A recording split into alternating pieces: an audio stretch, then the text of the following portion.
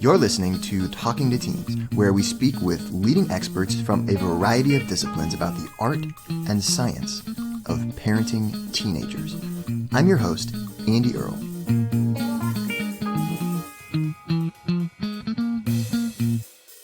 We are here with Sean Grover.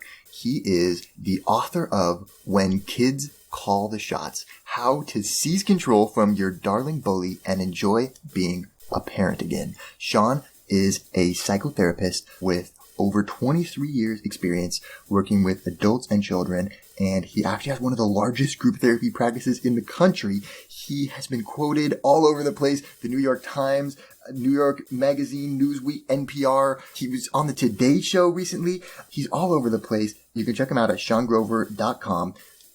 Really, really interested to talk to Sean today about what he's discovered in his practice working with parents and children and how he has broken down some categories of parent and teen dynamics, looking at why your teenager might be defiant and bullying you and what you can do as a parent to put an end to it. Really excited to jump into these topics. So I loved the book, and I think that a lot of parents come to us with problems, defiance and rebellion and like, hey, wow, I'm hitting the teenage years and all of a sudden I can't control my kid anymore. Right. What do I do? And so you provide a really cool framework in here for kind of how to identify what's going on, because as you point out, it's not always the same kind of root of the problem. That's right. And I think that's really cool. So I'd love to talk about kind of how you developed this method, first of all, and where you kind of came up with all this stuff, and then what inspired you to codify it all and write this book. Okay, well, the book is built firmly on the foundation of all my parenting failures. It's a good place to start. It's a good place to start. As a therapist who works with children and teenagers, and I've done this over 20 years, my main difficulty with parenting books when I was struggling as a parent is that I felt the books were written for someone else. I would try to say things they had in the book. I would try to emulate the kind of dialogues and the recommendations, and it just didn't fit. And this very interesting wave depression came over me that everyone knew how to do this better than me. The books were so clear and so full of success stories, and I would try the same thing and just fail brutally over and over and over again. And I think this is when my children were smaller, around 5 years old. They're teenagers now. But it was a real eye-opening experience for me because I had been this parenting expert. I had spent a lot of time speaking to large groups of parents and writing articles for parents and doing my best to inspire parents. But when I became a parent, I slipped down this dark hole. I just didn't know what to do. So at some point, I began to recognize that this had more to do with my history. It had to do with how I was parented. It had to do with my experiences. And that was the key. If I could get a grasp on that, I could make different choices. And I realized the books really didn't take into account how you were parented, the choices your parents made, your relationship with your spouse. They gave you these checklists and solutions, but there was a real emotional component that I was struggling with that I felt wasn't being addressed. So when I started to work on this book, after several nervous breakdowns as a parent, I began to really see that without understanding myself better, there was no way I could understand my children or make choices that were in their interest because I was flying in the dark.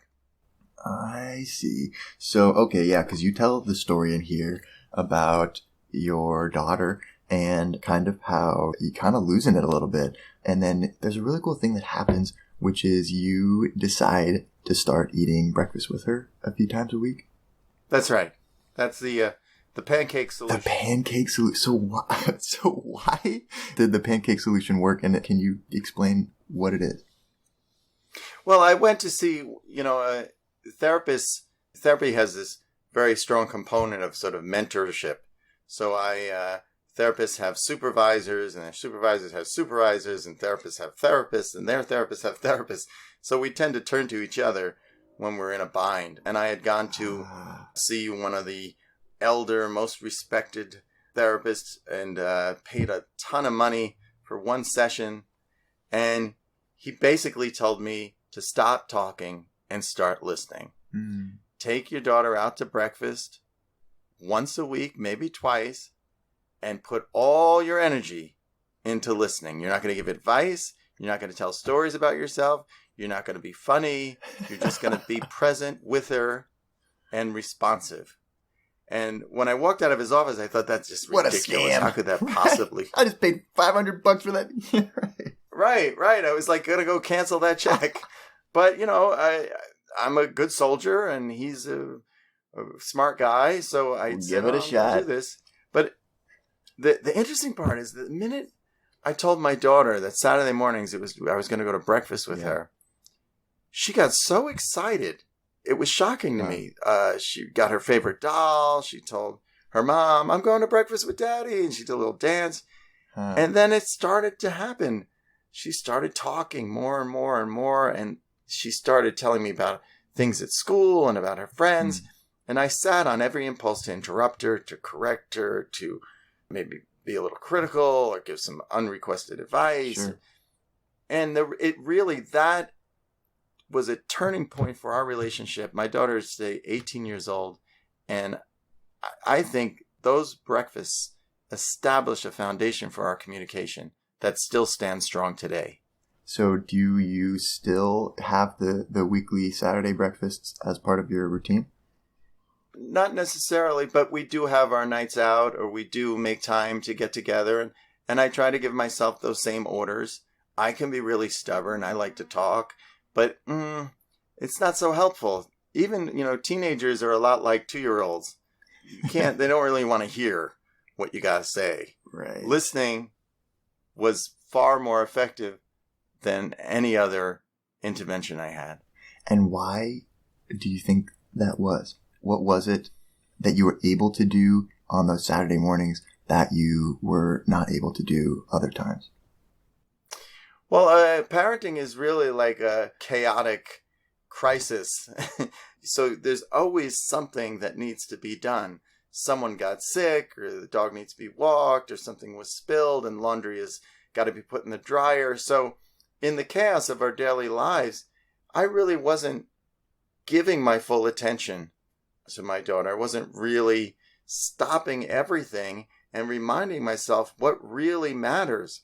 Because if your relationship with your kid is in good shape, everything flows from that. If your relationship with your child is in bad shape, everything flows from that. So I really discovered that was really the key to the beginning of a different way of parenting for me. That's so interesting.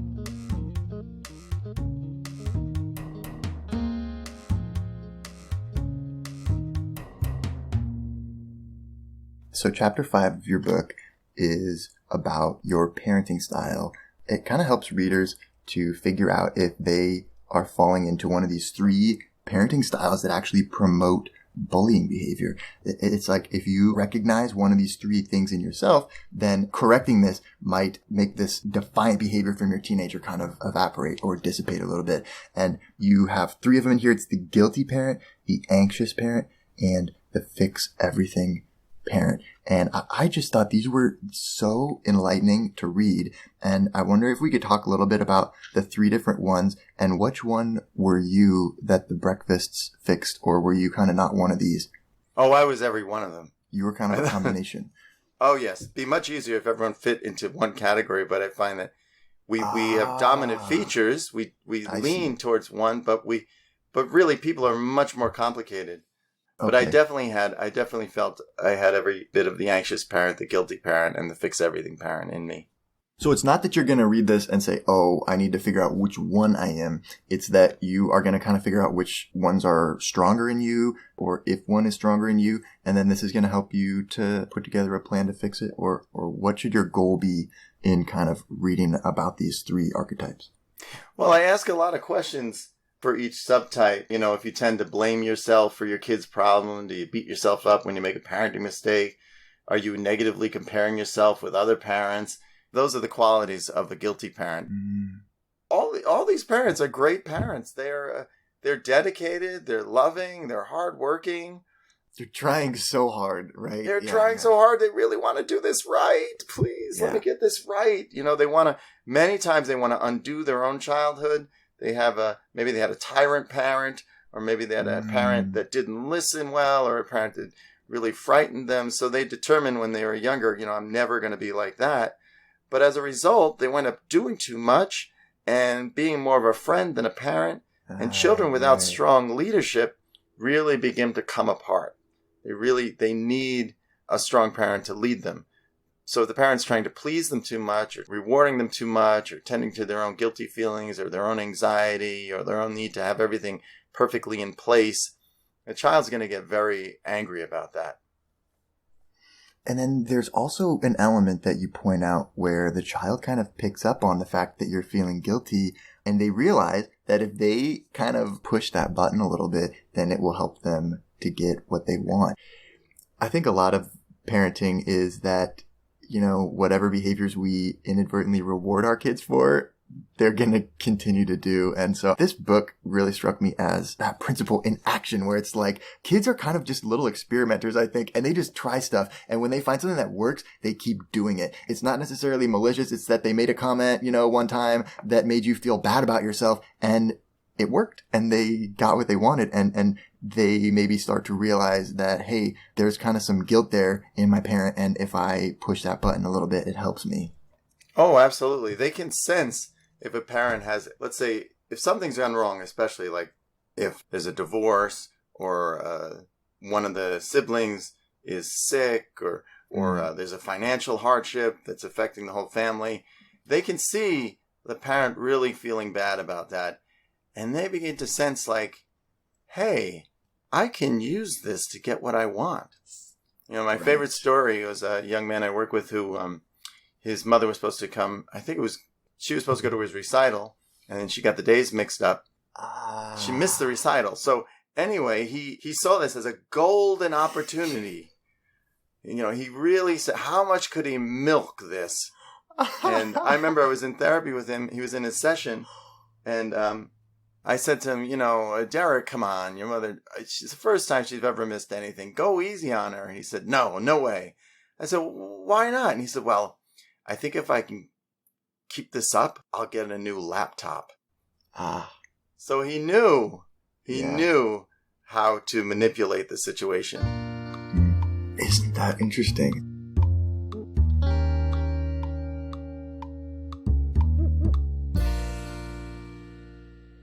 How can you tell if you're doing this guilty parent thing? The guilty parent, there's this feeling of shame.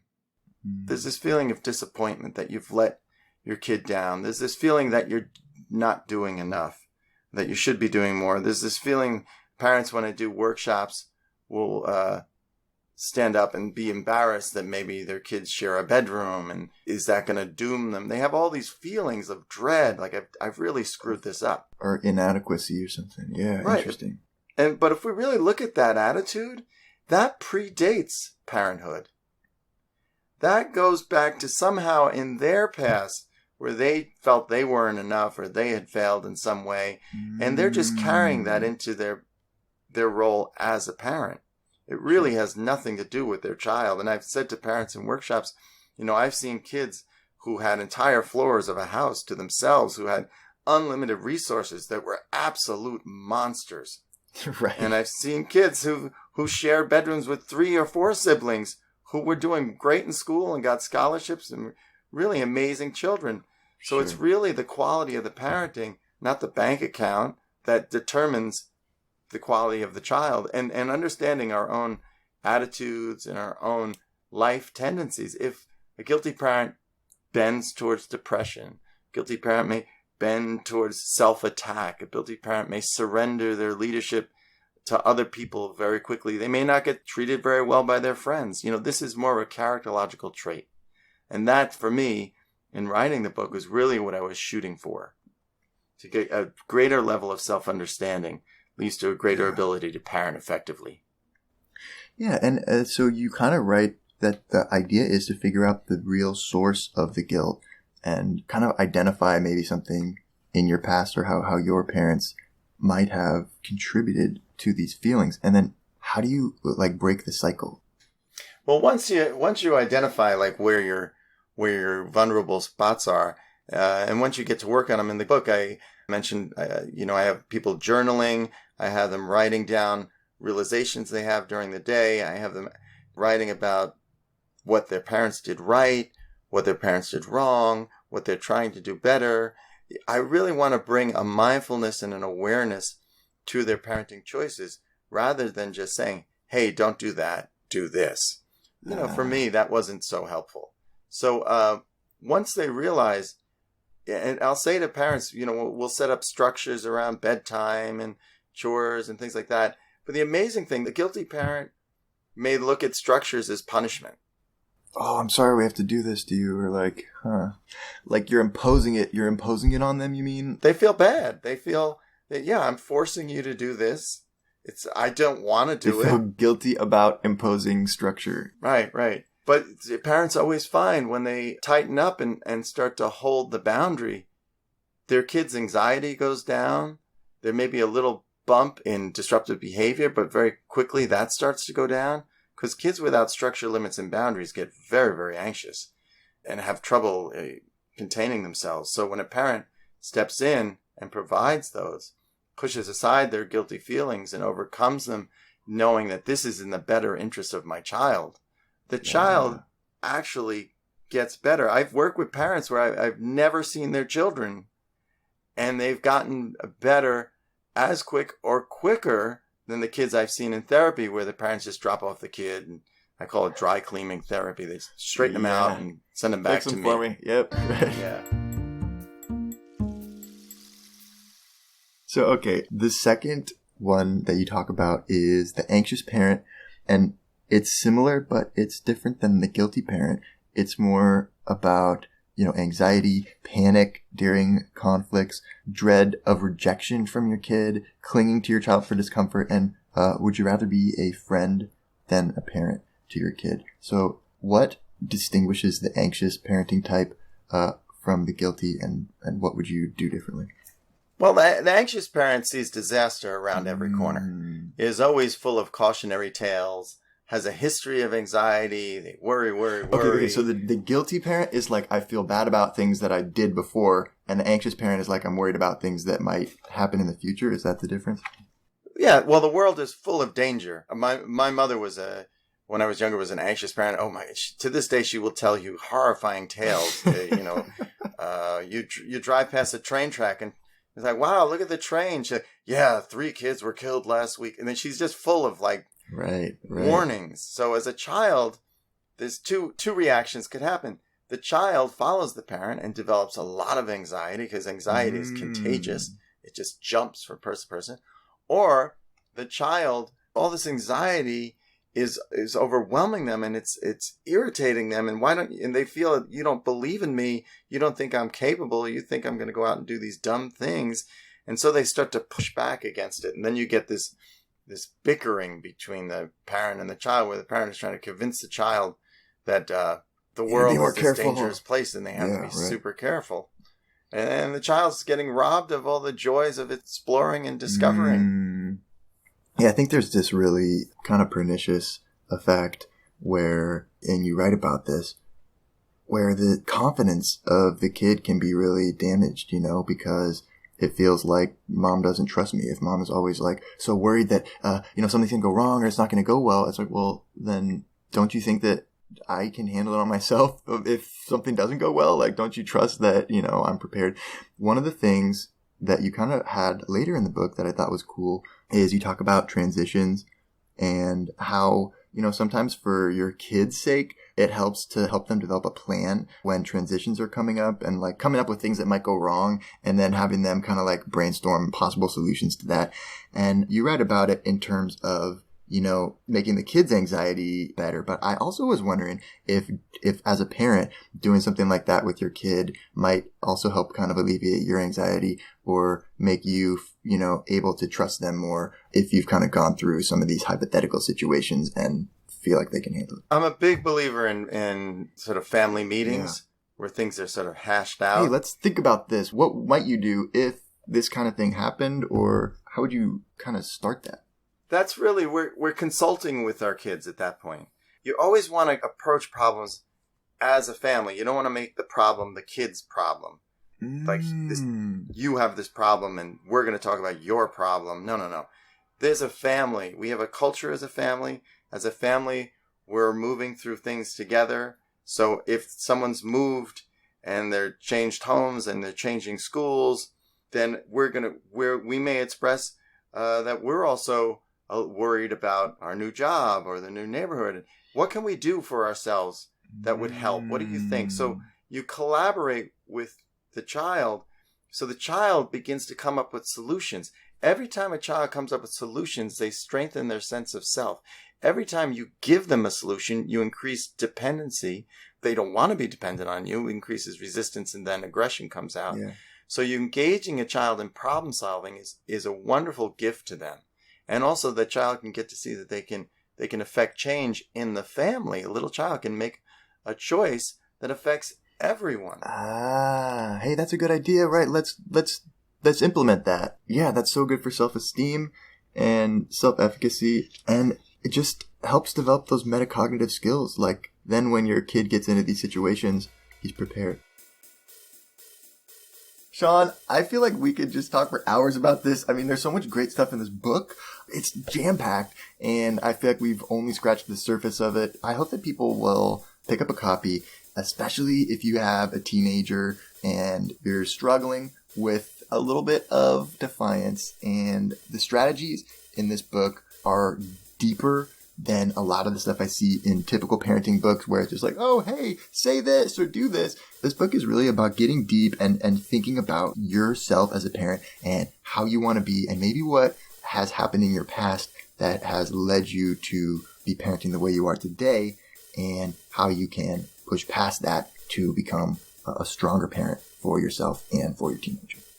Well, Andy, thank you so much for having me on the show. And I'm just always thrilled and delighted when I get these calls. I think parenting is finally getting the respect and the attention that it deserves. So these kind of podcasts are talking about parenting and digging deep into the parenting experiences. This is really how we change the world. These are the people we're sending out into the world. So I really admire you for taking the time and dedicating so much of your energy to what I feel is probably one of the important roles we have today, which is being someone's parent. Well, the respect is mutual. Thank you so much for all your work and for writing this incredible book. We're here with Sean Grover, talking about his book, When Kids Call the Shots. And we're not done yet. Here's a look at what's coming up in the second half of the show.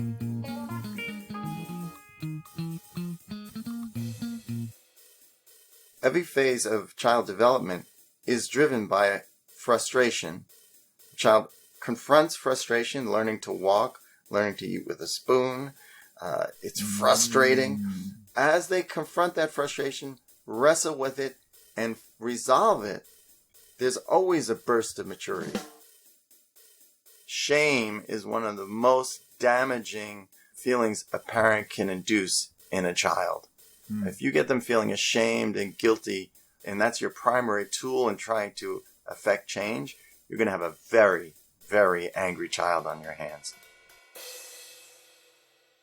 I can remember when I was first married, before I had kids, I was going to cook this big meal for my wife. She was in grad school and was going to do a stir fry. I was going to surprise her. She was studying in the other room. And I heated up the wok. Of course, I didn't know what I was doing, but I thought I could do everything. So why couldn't I do this? And so I throw it in, and right away I have the vegetables in it. It gets so hot, like overwhelmingly hot, and I think, oh my God, this is unbelievable. The oil, this is too much. I gotta cool this down. So I took out a bottle of water from the refrigerator and dumped it in the pot. Right. So of course I now have this exploding grease fire. And you know what I said? This is what I said. I said, oh my God, what's wrong with this pot? So as a parent, we will see our kids acting in some way. My God, what's wrong with this kid? Yeah. We don't even take a moment to stand back and be like, this child's a product of my environment, product of my choices, product of the culture of our family. I need to really consider doing things differently. And I think discovering who your child is and being in a state of wonder of like how they're growing or what they're doing is a much healthier state than deciding who they are or planning a future for them before you really, you have to get to know your child, you know? For me, I've gotten to a point as a parent where my first impulse is not usually the good impulse. I really have to, I have the impulse and then I'm like, let me think about this for a second. And I'll usually go a different direction.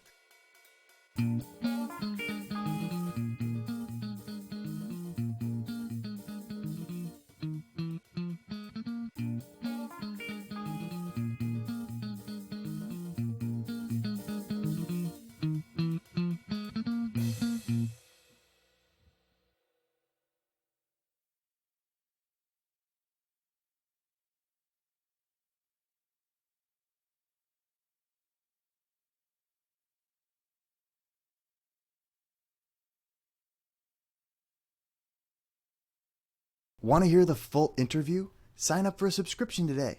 You get unlimited access to all the interviews I've conducted. It's completely affordable, and your subscription helps support the work we do here at Talking to Teens. Thanks for listening. I'll see you next time.